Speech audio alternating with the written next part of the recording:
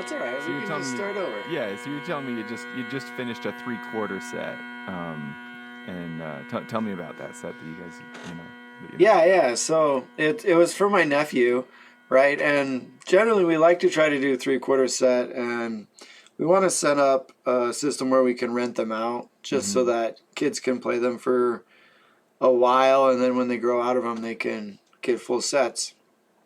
makes a But lot of sense. Yeah. yeah, cool story about the 3/4 model that we use. We had a friend who said he had a set of 3/4 bagpipes, and he wanted us to sort of fix them up so that his grandkid could use them, right? So he sends them over, and they're in pretty rough shape, and they're very old. And so we found the markings on them, and according to the markings, they're late 1880s McDougalls. Whoa. And so we told him that his grandkid could not play them. Those belong in a museum. Yeah, like I felt like Indiana Jones when I was looking at them. Right. I just kept saying these belong in a museum, Yeah. and they were really cool. Like a lot of original ivory on them and stuff. And Yeah. so we got all the measurements off of those, and that's the 3/4 model that we use.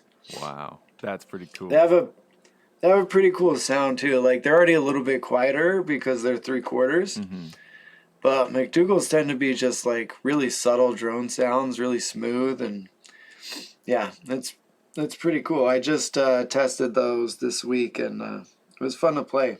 Do you, for the 3/4 set, do you also make the chanter, or do you outsource that? No, you can use regular chanter on them. Yeah. Right. Oh yeah, I Yeah. figured you could. I'm just imagining do you make a smaller size one that?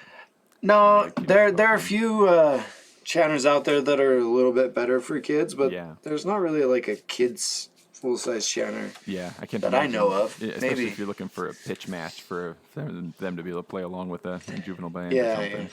But there are models that are better for kids. Yeah. You know, like the big hold McCallums usually won't be good for a kid. Yeah.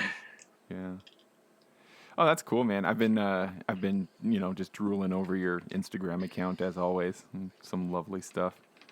What was that? Yeah. There was a set you did. I'm scrolling through right now trying to find it that had the mounts at the top. The what do you call it? Is it the projection mounts? Is that the part that cups out? Is that what you call it? The bell at the very top of the bell. drone? That's right. Yeah, the bell. Yeah. The you did a set a while ago that they're just like perfect spheres. Yeah, they're like round balls. Yeah, that was a fun set. And actually the mounts and the bushings are the bits that go on the top of the drone, right? That sort of plug the bell. They're out of elk antler too.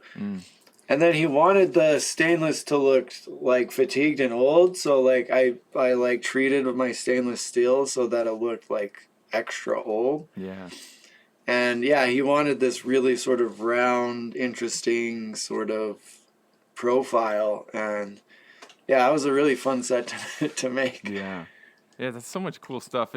If anybody's listening who hasn't listened to the previous interview with Ross, I'll put a link to it in the show notes so you can hear him talk about some of these pipes that he makes, and get on Instagram and Facebook and follow these guys because they're putting out the sets are all unique. It's not like Moral Bagpipes has one profile. Like every set is so unique, not just in materials and colors, but also in whether or not there's beading, and like you're saying, the bells at the top are different shapes, and the pairing between different kinds of metals and antlers and different woods and stuff. It's so cool. Yeah. I stamp all my sets with a number, and I'm almost to 75 Highland bagpipe sets made. Wow. And yeah, each one of them is different. Super cool, man. Well, that stuff is cool. We'll put that on the back burner for a sec, though, and I will try to not get distracted by asking you about, where you get Zeracoat wood or whatever that stuff is and stuff like that. I want to know about pipe majoring today. Probably the release of this. So right now, as we're talking, we're kind of going into the first, air quotes, like normal competition season in a few years. Yeah. So it feels hot on pipe majors trying to whip everybody into shape, I'm sure. But this will probably come out toward the end of the competition season. So maybe there will be some, some reassignments. There might be some new pipe majors in positions, retiring old pipe majors, that kind of stuff. And even if not, people just thinking about next season. I would just, I guess we should do some context. Tell me about your current position with the band and stuff and what led up to that. I'm the pipe major for the grade 2 Wasatch and District pipe band. And Wasatch and District formed back in 2004, and we've been steadily improving. I took over as pipe major in 2010-ish, and then I had a couple years break in there too. So I've been a pipe major for around 10 years, I would say. Of course, obviously, professionally, you make sets and you teach. Had you previously done other leadership positions in bands? Just not a ton, I would say. Mm-hmm. A little bit. When I really started to improve and sort of understand how a band should sound a little bit, by listening and experience, I started to try to do more within the band that my dad was pipe major of. That my dad was pipe major before me, and so especially tuning. I got pretty proficient at tuning, and so I took over those duties before I became pipe major, and then Justin Howland and we went and played with Triumph Street for 2 years, 2008 and 2009. And that gave us a ton of experience on, how to run a really great band. When you went into that experience, were you thinking already, I'm going to pay attention to how they do stuff? Or was it more kind of already in the mix of it, you were like, oh man, I should take notes? No. I went in thinking about that specifically. I knew that I couldn't play with them forever. It's being an out-of-town player, it's a financial drain. And it's not feasible, super long-term, but... at least it wasn't for me. Could be with a sponsorship. If any eccentric millionaires are listening. Yeah. Anyways, so I knew that I would come back eventually, and I knew that I would want to really push piping in Utah, specifically. So I went in with the mindset that I was going to learn as much as I could. Yeah. About how to run a good band. Yeah. So you brought that back with you. Tell me, man, how do you run a good band? Have you seen any things that pipe majors should not do?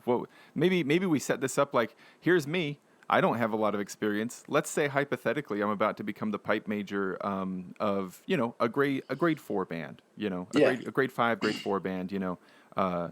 What should I know? What words of wisdom would you distill upon me? I think the first thing to do is sort of set some goals, short term and long term, and do that especially with the mindset of what could be feasible. Take stock of what you have, your assets, your players, their level of playing and stuff like that, and then figure out where you want to go and set some goals for yourself. Yeah. And then the next thing I would do is figure out exactly what your duties are going to be. And obviously there's going to be some flexibility for people. In my opinion, a pipe major should be basically the musical director, the person in charge of making the band sound good and play good, right? Yeah.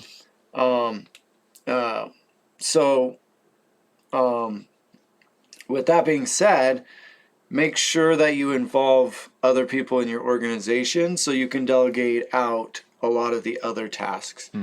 Because if you're doing uniforms and you're doing booking gigs and you're doing everything involved in leading a band, you don't really have as much time to focus on, the musical aspect. Yeah, if the pipe major is up all night before a competition buying snacks at Costco so that the band will be okay, right? And they don't show up ready to compete, right? Ready to lead. Yeah, it's Just it's drain. really true. Now, So when you say the sort of like the musical director, in the Wasatch and District uh, organization, you do have a lot of people, boards and stuff like that. Do you as pipe major sit on the music board? yeah, on the music committee, yeah, in within the organization we have a music committee, and all pipe majors and pipe sergeants and drum sergeants are on that committee. Which And I then guess how many does that mean? How many bands do you guys currently have? 3. Yeah. So that's 9, and then we have a couple more people on that board who are sort of, you know, helping out with things. For So yeah. I don't mean to be tedious with you, Ross, but like for so many of us, this will be like either foreign or a distant dream. What does that committee look like? Like, are you meeting intensely before a season or after a season or all year round? When you do, like, are you bouncing ideas off of each other? Are you getting out sheet music at the meetings? Like, what does that committee do? It mostly we meet around once a month, a little more heavy in the off season than the when we're during the season, just because we're busier. But we make sure everyone, all the leadership has, what they need for their bands. We staff gigs, so like our band manager will send info about our gigs and be like, hey, we need to staff this gig. Which band's doing it? Who's going to do it? Get Does, the personnel there. does that So staffing drill down to like the individual players, like saying, here is the list of humans that we're going to have there? mostly we divide it up between bands. Yeah. Yeah. So like if the grade twos assigned a gig, then I'm responsible to make sure I have enough pipers at the gig. So it does those kinds of things. Chooses music for the gigs, stuff like that. Yeah, and then it's a support role for the pipe majors and drum sergeants and stuff like that as well. Yeah. Is that kind of the laboratory for picking competition sets? Is that where a lot of the discussions happen? Usually not. Usually sort of the individual leadership will head that off separately. That would be a little bit too much for everyone to be involved in. Yeah. But do you feel like, as the pipe major of the grade 2 band in that setting, sitting on that committee, do you end up playing something of a mentoring role to the other groups at all? A little bit, but not really. I've tried to really make sure that each group is as self-sufficient as possible. That has always been important to me. And that's for a couple reasons. I don't want like the other graded bands to just feel like they have another leader on top of their pipe major. Does that make sense? That That totally can makes be sense, yeah. that can be confusing, and it's just not very conducive to the growth of the band or the leadership within that band. Yeah. Yeah, So like, yeah, mostly I just, keep my hands out of that just to not get in their way and stuff. And that really helps with their development for the most part. yeah. Well, and that's a good enough reason, but I could imagine that maybe there's also the element of not you've already got enough to do. If everybody stays in their lane and does their thing, then everybody gets stuff done and doesn't get burnt out trying to spread themselves across too much. Exactly. Yeah. I like to put limits on what I'm going to do, because that way I'm always excited about, what I'm doing rather than feeling bogged down. Yeah. No, that makes sense. Do you feel like you can point back right now to any goals, short term and or long term, that you set when you became pipe major of the grade 2, that you've either kind of hit at this point or that you're marching towards still? Well, when I became pipe major, we were still grade 3, and my goal was to get into grade 2. That's that was a big the one. biggest. Yeah, that was the biggest goal, and it was sort of long termish. Like I wanted to get it done within 5 or 6 years, and you did mention having them be realistic. It's not like you came in and said, we're going to be grade 2 next year, guys. Yeah. You should definitely be realistic with your goals. And yeah, then we just kept working hard at that, and it eventually worked out. What does working hard at that look like if a band wants to do better in the grade where they are and eventually move to another competitive grade? Do you feel like there's an order of priorities? Like, don't worry about your finger work so much until you can tune your pipes. Like, is there an order that you would build up? Like using the hypothetical that I'm the new pipe major of a grade 5 or a grade 4 band. Yeah. What would I focus on first? Yeah, so that's a really good question. I think that the biggest thing, we worked on in order to sort of level up was just playing more musical and more together, if that makes sense. Mm-hmm. So what we did to accomplish that is we sort of slowed down a lot of our music for a while. Opened it up, so that we could be really precise in how we were playing. And that got us much better at playing like things like strathspeys and 2/4 marches, things that are highly, types of music that are highly expressive. So we focused heavily on that first. And then sort of along with that, was tone, like getting a better sound, right? And so in order to help with that, I try to be very instructive on how to take care of a bagpipe, because I think that's one of the biggest factors. So like if I was ever doing anything to a bagpipe that I wanted people to know about, I would explain what I was doing while I was doing it. You weren't keeping it secret. Yeah, I wasn't just doing it. Yeah. I always try to do that. Yeah. Things like, it even went down to things like, hey, Ross, can you tie on a new bag for me? I'd be like, sure, but you have to be there and watch me at least, you know, so that, maybe you could do this in the future. Or like when I'm adjusting drones, it could be that small. Like your drone is doing this because of this reason, so now I'm doing this for this reason, and it should be better, right? Yeah, that level. That must take some conscious effort sometimes, I would imagine, because like if you're in a circle, like you just want to hurry up and fix it so you can play it all together. Yeah. I mean, there's exceptions. If it's like contest day, of course, and I got half an hour till we need to be on, you just gotta go. I'm just going. Yeah, I'm not explaining things in that moment. But otherwise, I try to do that as much as possible. So maintenance is important for tone, but how matched are you in terms of equipment in your grade 2 band? Like surely you have matched chanters, but I've seen you play, and I'm sure that I'm seeing different sets of drones. I mean, some of them are stuff that you've made, and some of them are McCallum's, and some of them are Atherton's. Yeah, that ends up not being as important as just having matching chanters and reeds, chanter reeds. So do the drone reeds not match either? No. Actually, I feel like it provides a little bit more depth in your drone sound if they don't all match. It can start to sound really sterile if everything is exactly the same. Yeah, that's an interesting point. Yeah. So, our chanters and our chanter reeds match. And then as, we were getting going, I was very strict about people in grade 4 and 3 not doing anything to their chanters. As far as like not even tape moving around? Yep. Don't do anything, right?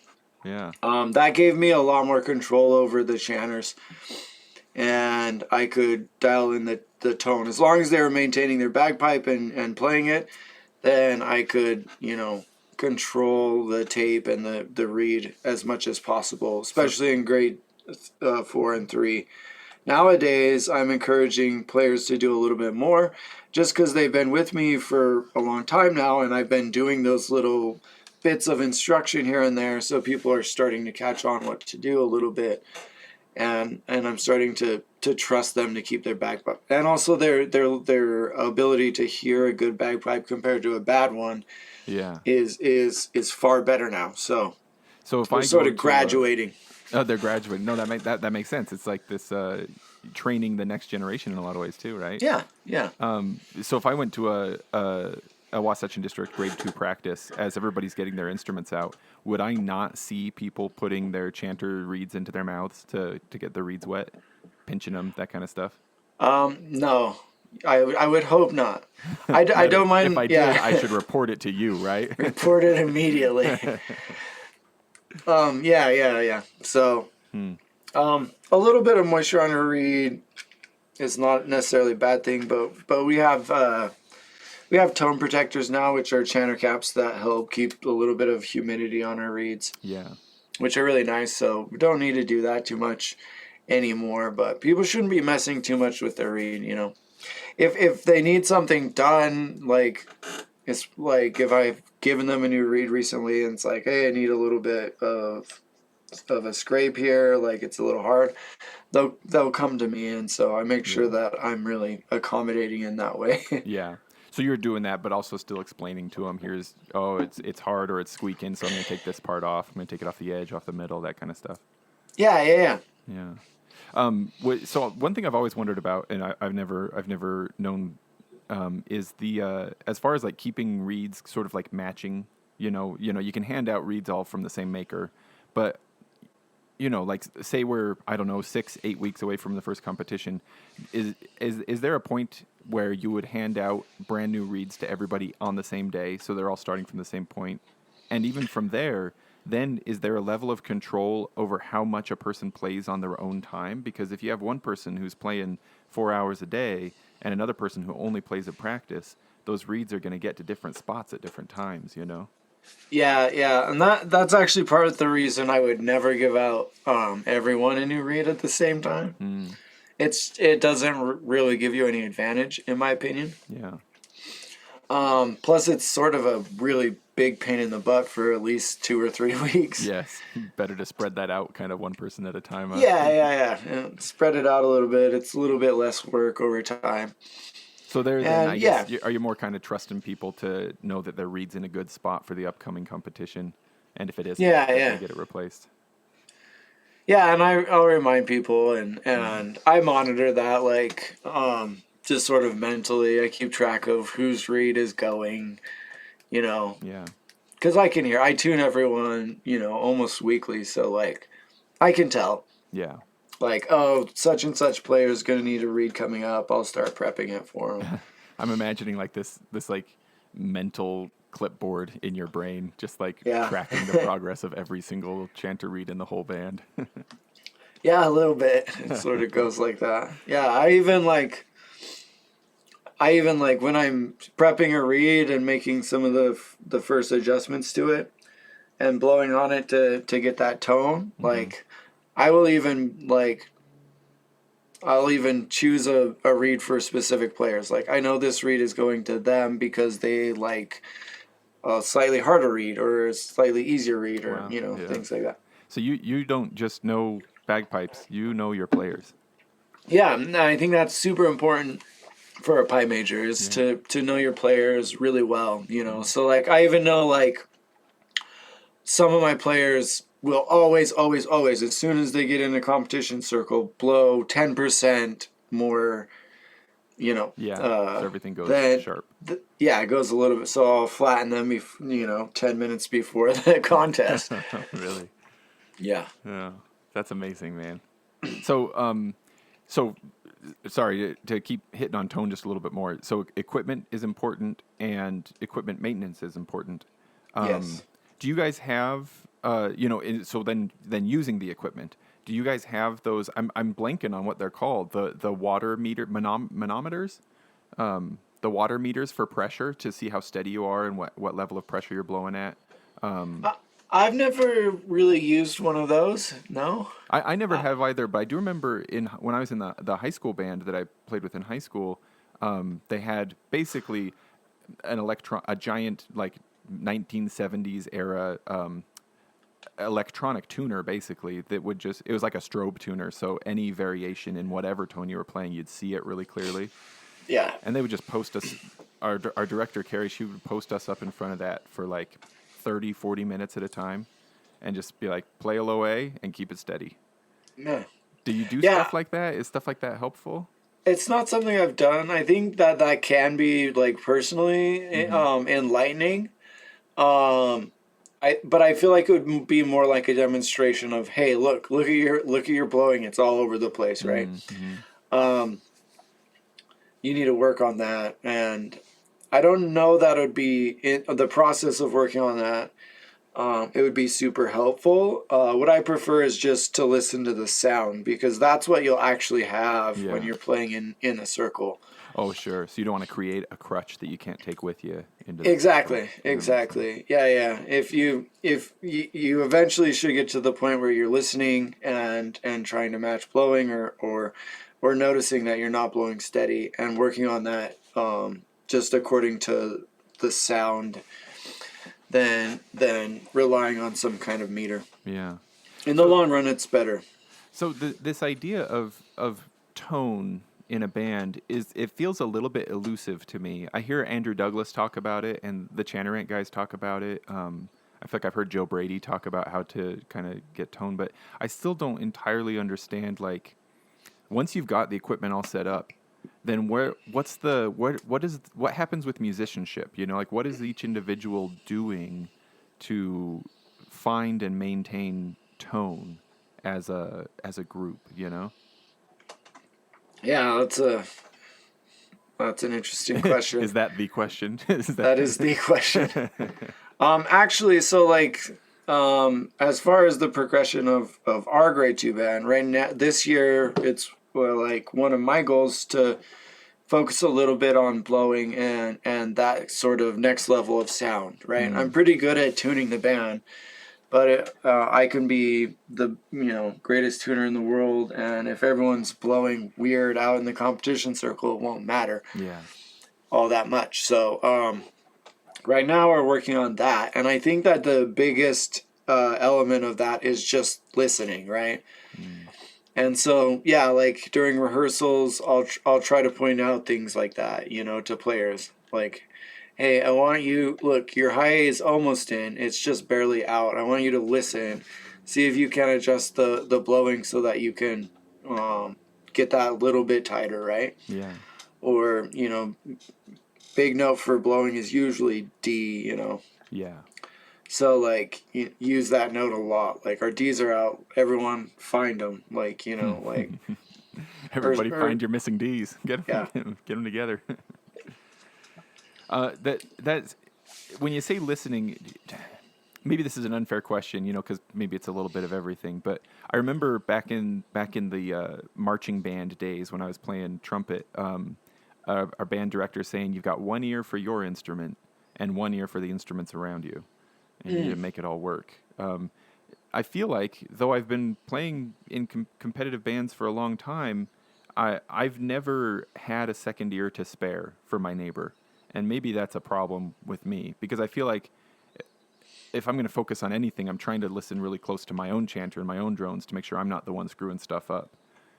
Is that where my focus as a player ought to be, or do I need to be listening to the people on either side of me to try to match their tone? Yeah, actually, like,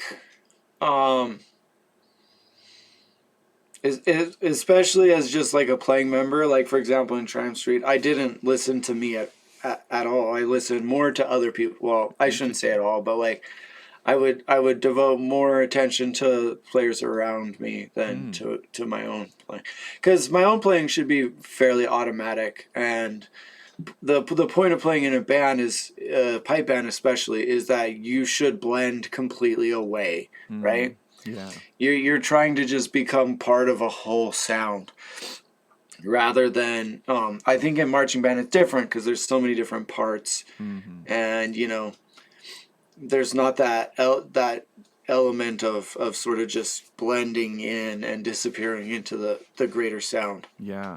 Oh, that's an interesting point.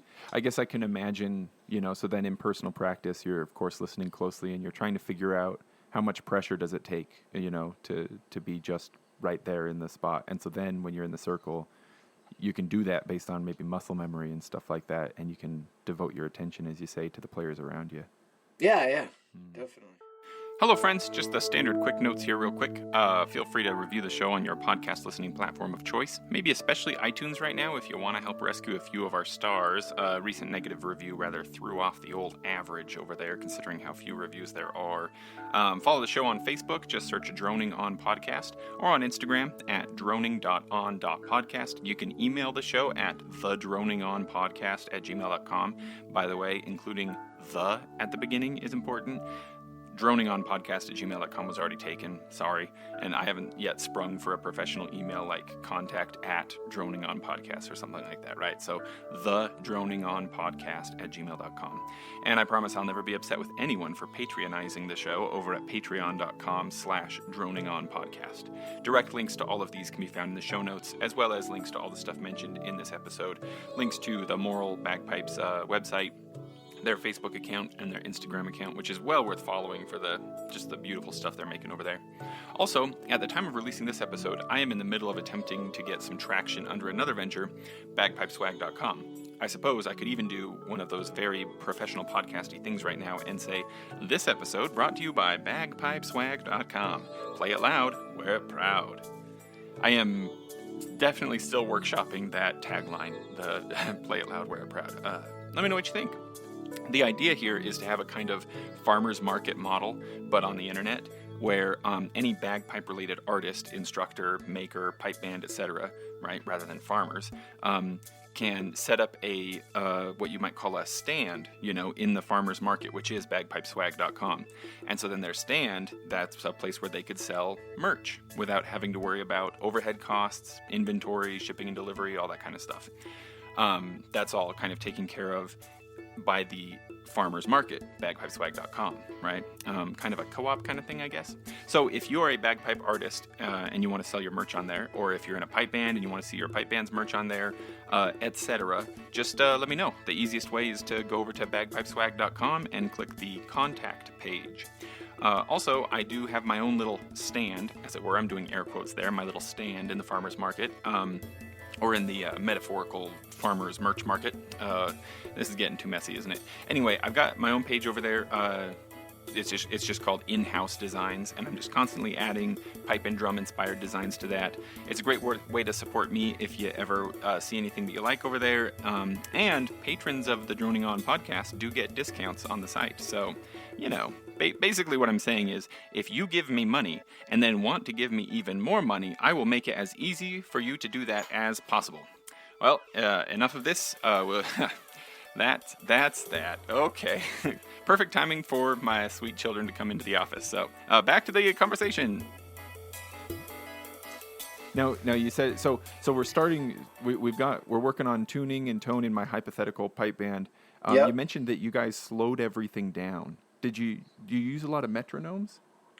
No, not necessarily. We just sort of, backed off on tempos till we could play the expression right. And it was a minor back off. It wasn't like completely, distracting levels, Yeah. But just backing off that little bit just allowed us to be more precise. And then I could point out those sort of musical things, like, hey, we're not holding this dot. We're not, starting this movement together, things like that. And just that little bit of tempo off the top just makes those things a little bit more apparent. Because again, just like in tone for music, my primary goal is to get the players to identify the issues themselves. Mm-hmm. And because if they can't, they're not going to fix them if they don't even realize they're happening or if it's them, Yeah.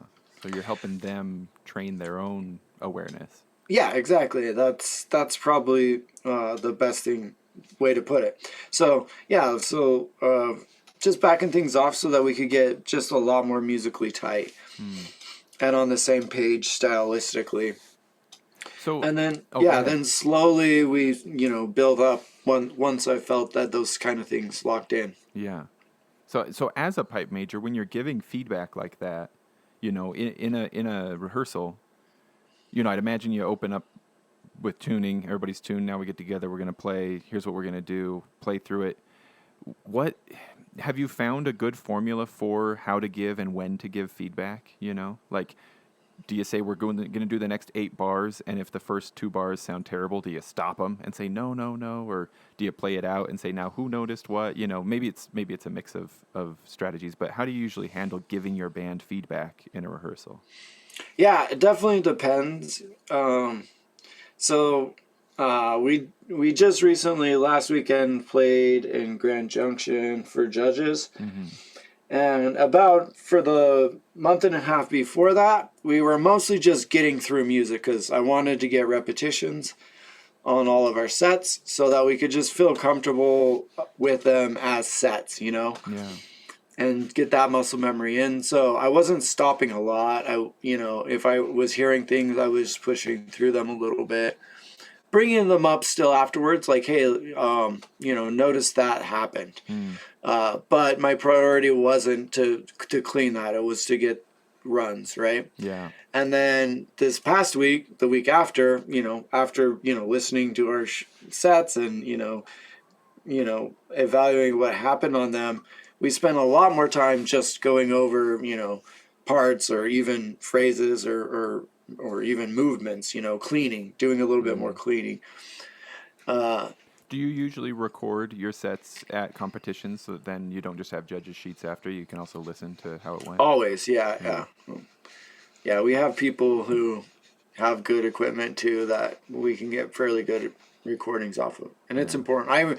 I regularly record rehearsals as well, just because when you're playing and you're doing all that, you don't notice everything. It's nice to have a way to just go back and really evaluate what happened. Yeah, is that audio only, or do you capture video as well? Video is not as important. Yeah. I don't care too much about it. It's nice on the competitions, but for rehearsals, it's just audio. So then for the rehearsals, what's the distribution like afterward? Is this something that you as the pipe major does? Like afterward, you download the file and send it out and say, hey, everybody, I want you to listen to this part and this part and this part. Or do you hand that to the band manager? Or how does that go? Yeah, quite often I'll have them send it out. Sometimes I don't. Sometimes it's just for me. But sometimes I want people to hear certain things, and so then I will send them out. Attention to it. Yeah. I see. So, so you mentioned that sometimes you want to get reps in. Yep. Do you like to, as a pipe major? I'm assuming this is a pipe major thing in your band, that the pipe major would decide what the agenda is for each practice. Is that well, we sort of work together with the drum sergeant to make sure that I keep forgetting the drum sergeant. How there is a drum corps. Correct. Yeah, that's right. There are drums there, aren't there? So that during sectionals, we're working on things that we want to work on together, and then we come together and work on them. So there's a bit of coordination for that, but mostly I'm just figuring out what we want to work on, stuff like that. So do you find that you like to have a night to focus on tone and tuning and a night to focus on finger work, or is it just depending on what's needed most? It might be a mix of different concepts and ideas. Yeah, sometimes it's just what's needed. Yeah. Like last week we spent a little more time tuning just because we got back from a contest. Our pipes were out in the sun. Yeah. They needed to be reset a little bit, Yeah, Grand Junction elevation change too, right? Actually, the elevation change wasn't too bad, but that is huge, especially for us because we compete mostly at sea level. But you practice what are we like 5,000 feet above sea level or something here? 45 about, yeah. 45. And elevation makes so huge of a difference on a bagpipe. Yeah. So, yeah, usually before and after a contest, especially if we're traveling to sea level. Yeah. I spend an extra rehearsal just either prepping for the change to sea level or readjusting back to elevation. Yeah. And you've done it enough times at this point. You've got an idea what's going to happen to the instruments. Yeah. I know exactly what's going to happen. We'll when we arrive at sea level, I tell everyone to remove tape from their high Gs because I just know that they're going to have to anyways, Well, so just because to play up here, there is no high G. It's always I can get one, but when we go to the coast, it's just so nice to free up the high G. You can actually hear it. Yeah. I love that. multiple students and also just new players in the pipe band, that it's like after they've been playing for long enough, there's going to come the day when they're going to ask that question, like, what can I do to make it so I can hear my high G? So it's like, well, you got a few options. you, Yeah. you carve it out, or just go somewhere else geographically to play, or just let it be way out of tune. So then we're kind of like building these blocks for like what to focus on as a pipe major. So the pipe major is thinking about what to do in rehearsal, thinking about music. We don't want to have the pipe major having to worry about, sort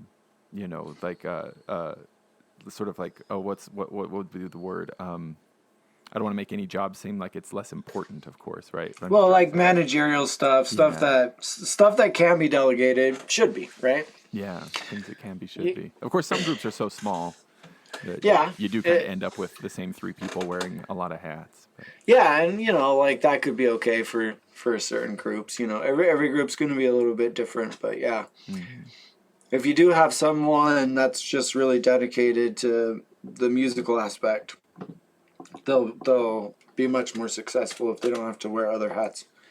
Now, Ross, a lot of pipe majors are not as experienced as you are.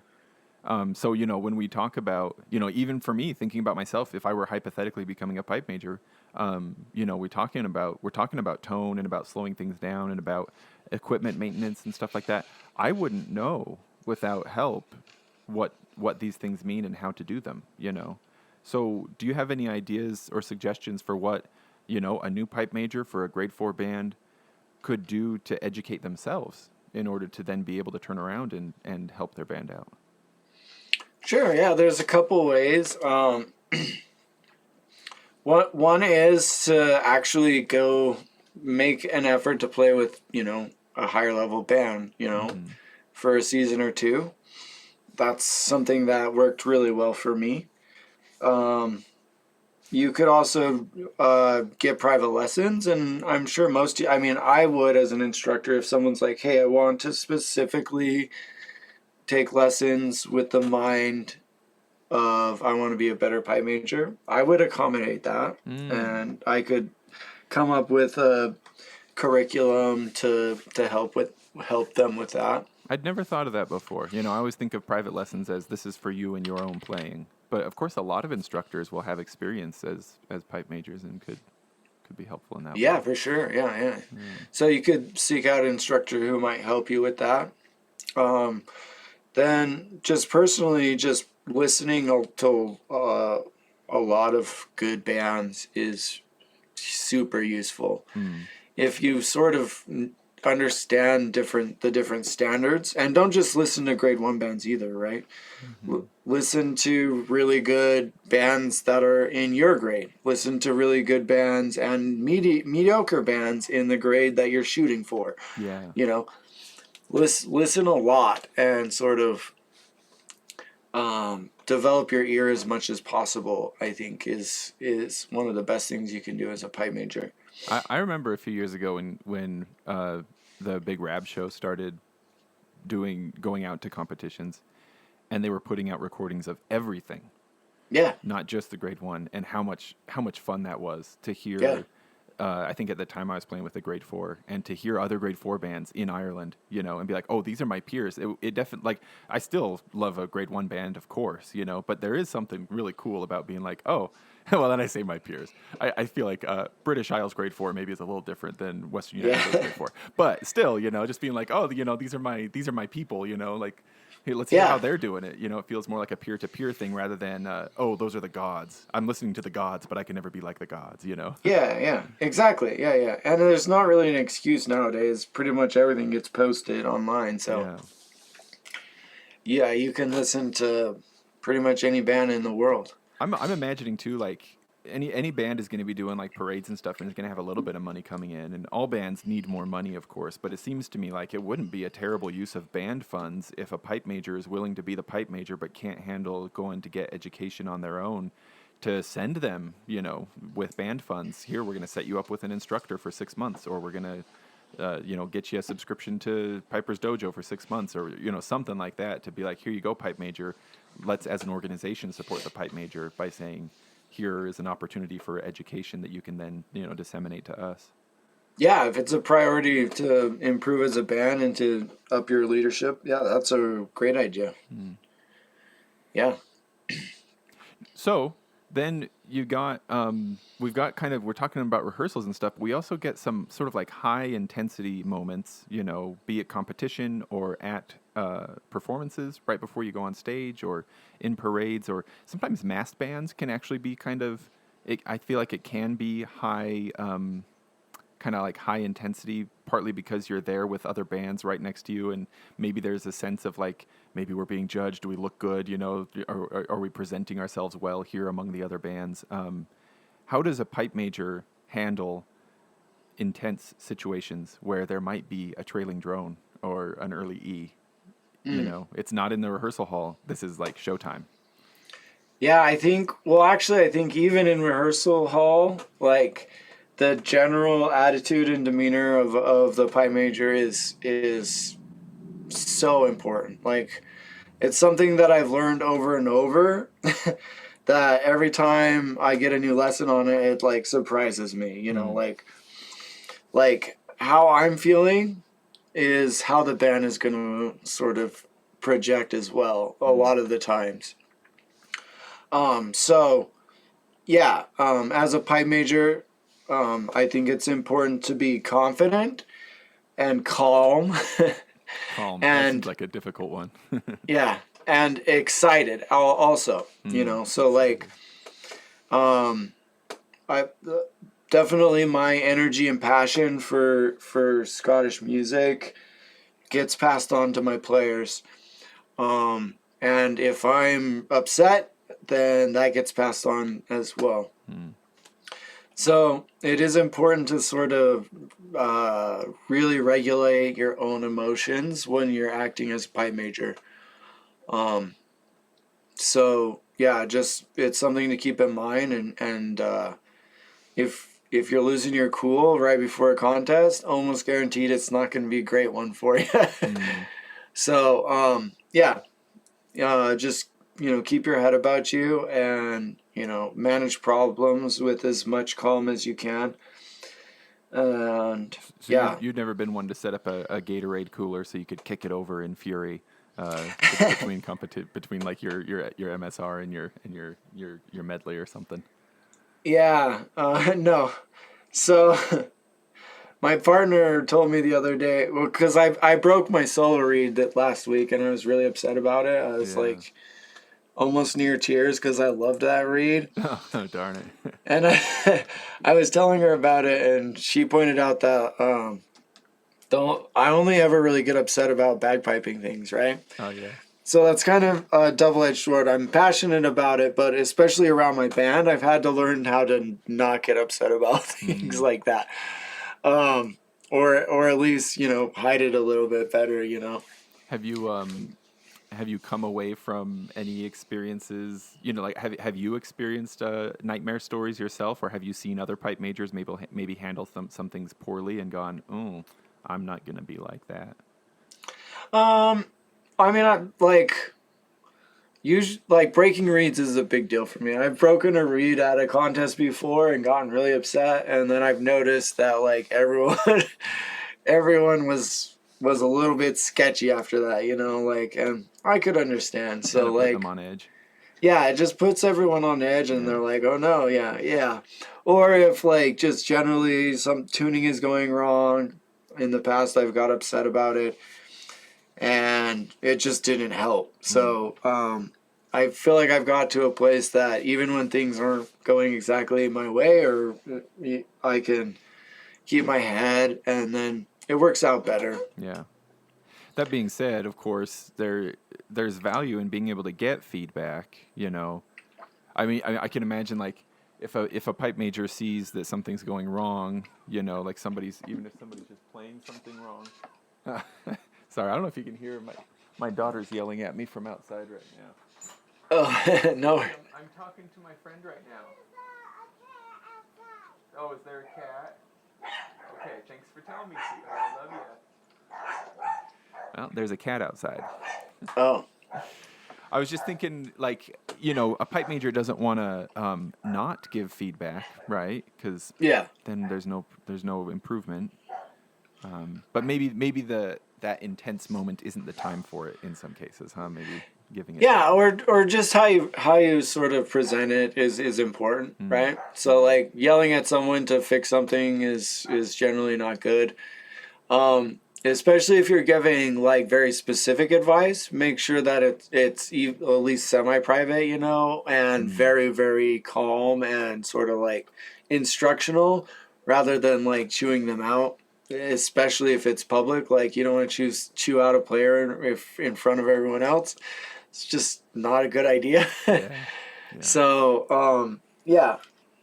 Well, for most of us, this is a volunteer hobby thing. Right? Yeah. We're not gonna we're gonna end up chasing people away if we treat them poorly, right?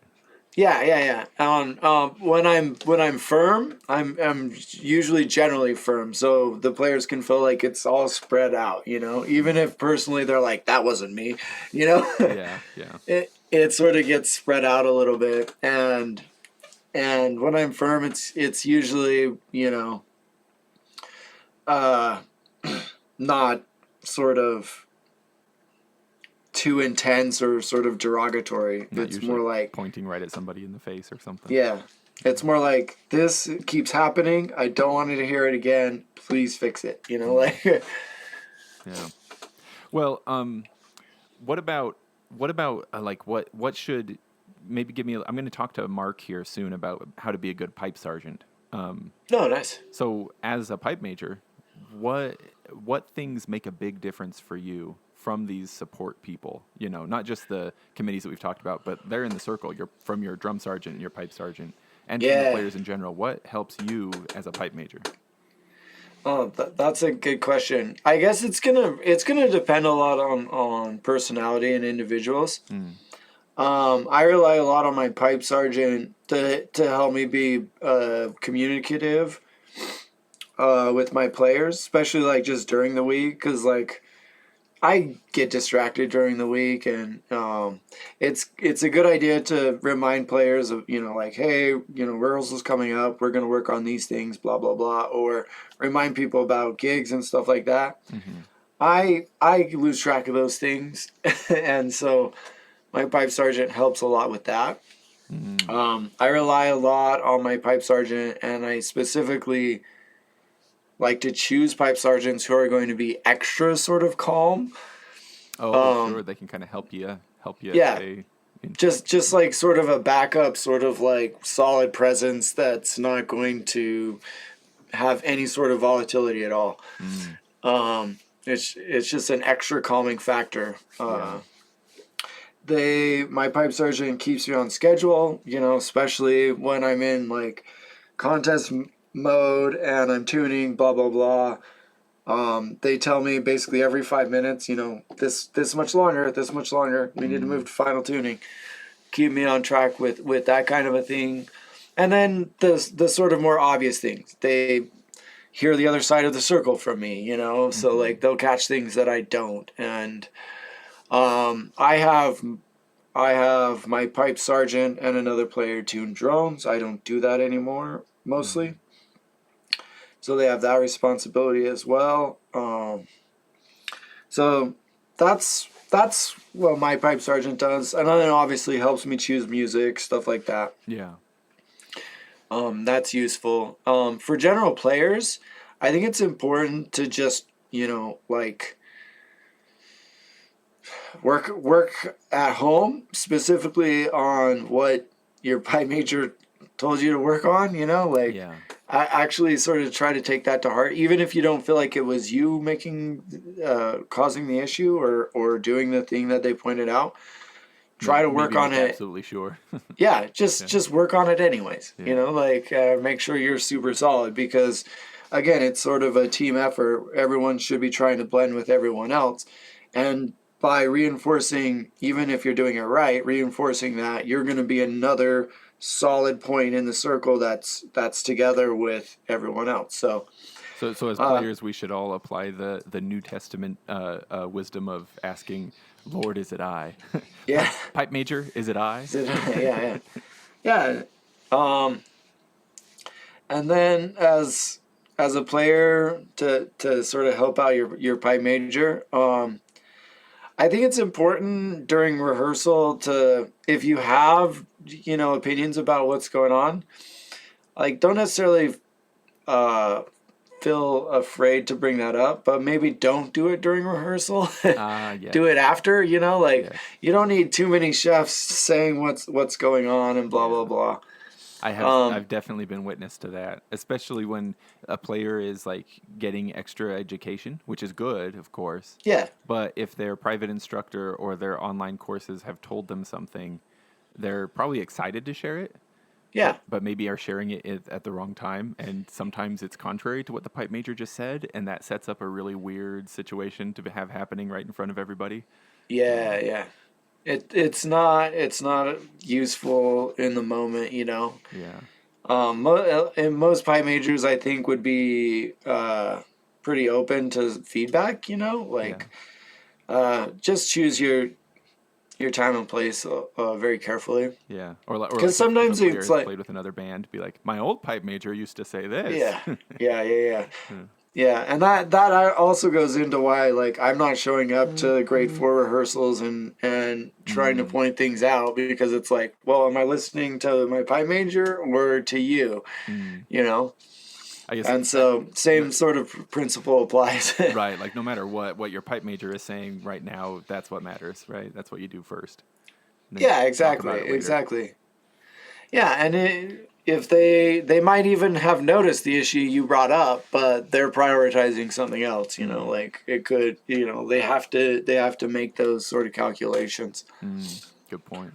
Or, but maybe they did miss it, which is why it could be nice after rehearsal to be like, "Hey, did you hear this? Oh, no, I didn't. Thanks for bringing it up. Well, listen, maybe we can work on it." Yeah, I'll listen back to the recording, right? Because it's good to have the recording going.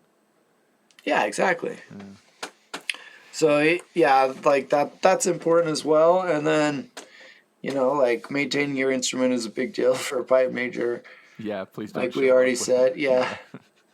Like we already said, Yeah. that that's important. Kind of try to remove as many hurdles as you can so that at rehearsal you can get right to rehearsing, right?